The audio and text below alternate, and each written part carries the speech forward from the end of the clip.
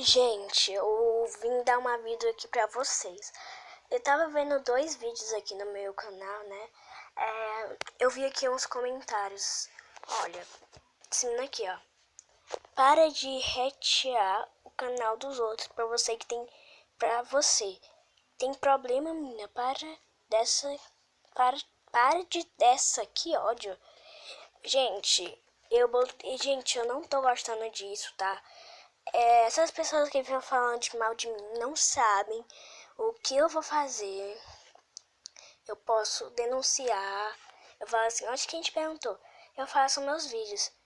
Gente, olha, não tô gostando dessas pessoas que ficam falando de mim, tá? Olha, o problema é o seguinte. Tipo assim, elas ficam falando mal de mim como eu fosse um ódio pra elas. Vou mostrar pra vocês o segundo negócio que uma menina botou. Olha, gente, o segundo vídeo que eu fiz, que a menina disse assim, tá horrível. Cadê, gente? Pera ainda. Gente, a segunda pessoa que fala mal de mim é uma pessoa que só tem 21 inscritos.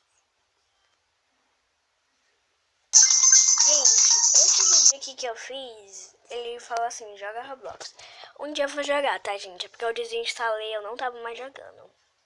Gente, é só isso mesmo, tá? A menina que falou, que disse que tava horrível, meu vídeo parece que eu tirei. Então, eu acho que eu vou desistir. E essas pessoas que ficam mal de mim, falando mal de mim, eu posso até processar. Mas outra coisa eu não perdoo. Você ficar me chamando de não sei o que, ficar dizendo que ódio de você. Parece que eu sou o quê? Vocês pensam que eu sou o quê? Que eu sou um ódio? Não, gente, parem com isso.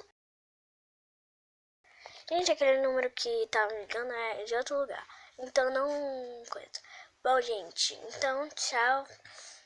Até o próximo vídeo. Então, o próximo vídeo eu vou fazer de Minecraft mostrando minha casa, tá?